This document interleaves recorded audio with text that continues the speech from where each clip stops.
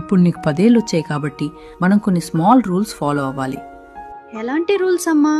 మొదటిది, నువ్వు ఏడవటం వల్ల అన్నీ సాల్వ్ కావు. ఏదైనా ప్రాబ్లం ఉంటే క్లియర్ది చెప్పాలి, ఏడ్చి సాధించకూడదు. That is called communication. రెండవది, నీ హోంవర్క్ నువ్వే చేసుకోవాలి, వేరే వాళ్ళ మీద డిపెండ్ అవ్వకూడదు. నీకేమైనా డౌట్స్ వస్తే హెల్ప్ అడగాలి. That is independence. మూడవది, బొమ్మలతో ఆడుకున్న తర్వాత వాటిని ఎక్కడ తీసావో అక్కడే పెట్టాలి. That is being organised. నాలుగవది, బ్యాడ్ వర్డ్స్ అస్సలు వాడకూడదు. That shows respect.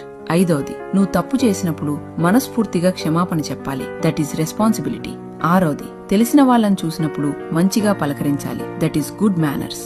ఏడవది, ఇంటి పనుల్లో అమ్మా నాన్నలకు ఇష్టంగా హెల్ప్ చేయాలి. That is sharing. ఎనిమిదవది, నీకు ఏదైనా అర్థం కాకపోయినా లేదా డౌట్ వచ్చినా మౌనంగా ఉండకుండా వెంటనే అడిగి తెలుసుకోవాలి. That is honesty. తొమ్మిదవది, కారణం లేకుండా కోప్పడ్డం, చిరాకు పడ్డం చెయ్యకూడదు. నీ ఎమోషన్స్ ని కంట్రోల్లో ఉంచుకోవాలి. పదవది, ప్రతిరోజు కొత్తగా ఏదైనా నేర్చుకోవడానికి ప్రయత్నించాలి. That is growth. సరే అమ్మా, నాకు అర్థమైంది. Very good. ఇవాళ ఈ రూల్స్ స్ట్రిక్ట్ గా అనిపించొచ్చు, కానీ రేపు మీ పిల్లల భవిష్యత్తుకు ఇవి చాలా అవసరం. బాల్యంలో నేర్పే క్రమశిక్షణే జీవితంలో బలంగా మారుతుంది. ఈ చిన్న పాఠాలు గొప్ప జీవితాలను తీర్చిదిద్దగలవు. ఈ మెసేజ్ ని పిల్లలను పెంచుతున్న తల్లిదండ్రులకు షేర్ చేయండి. నెక్స్ట్ ఏ టాపిక్ మీద వీడియో కావాలి